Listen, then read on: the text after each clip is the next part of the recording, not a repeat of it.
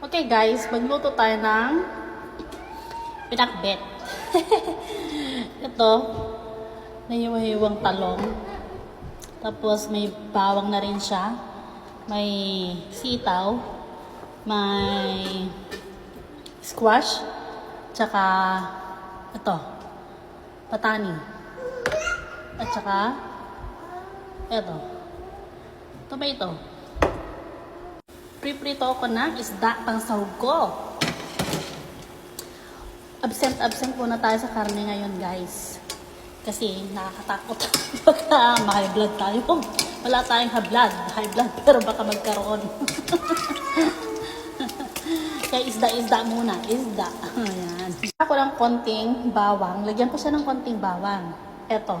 Para igisa ko yung kamatis. Ayan. Diyan ko na rin igigisa itong sa pinagprituhan ko ng isda, itong bawang para masarap. Konting mix lang, ayan.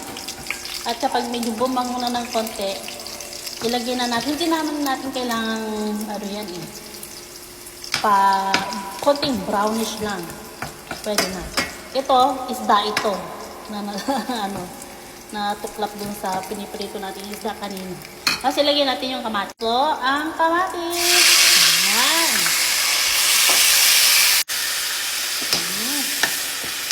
Para mag-isa siya ng maayos.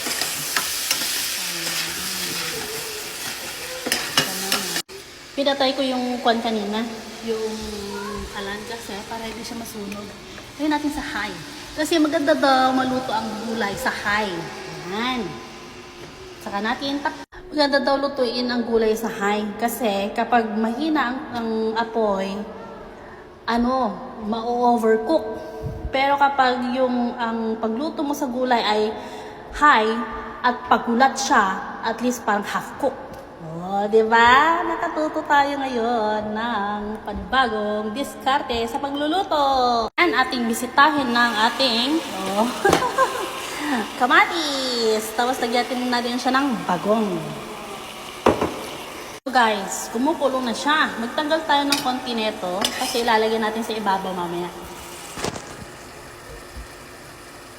Magtanggal tayo ng konti nito para ilagay natin sa ibabaw mamaya ng gulay. Saka natin ilalagyan natin itong gulay natin. Ayan. In a high fire para pagulat yung pagkaluto. Ayan yung pag-technique ng pagluluto. Nagsaute na ako kanina ng bawang, pero naglagay pa ako ng fresh na bawang sa ibabaw na nakamix dito sa gulay po natin na nilagay sa kawali. Tapos ngayon, ilalagay na natin itong patani sa taas. Ayan.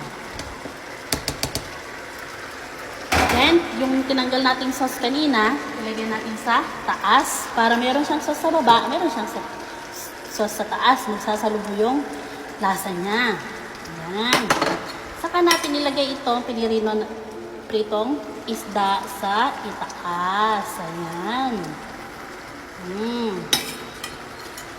Tapos, lagyan natin ng konting may pinakulong tubig ako dito. Ayan. Sa aking porcelain pot na yan. Okay. Lagyan natin ng konting tubig sa taas. Ayan. Para maluto siya ng maayos. Ayan. Tapos, bisitahin natin mamaya. Pakuluan natin. Takpan. At tignan natin mamaya yung outcome. Eto guys, nasisilip ko na ang ating pinakbet. Buksan na natin. 10 minutes later. Ayan. Eto na ang ating pinakbet. Kumukulo pa. Takpan muna natin ulit. Maybe 3 minutes more. Ayan. So guys, let's see. Ang ating niluluto. Ating haluin na. Kumustahin natin ang ating pinakbet. There you go. Beautiful.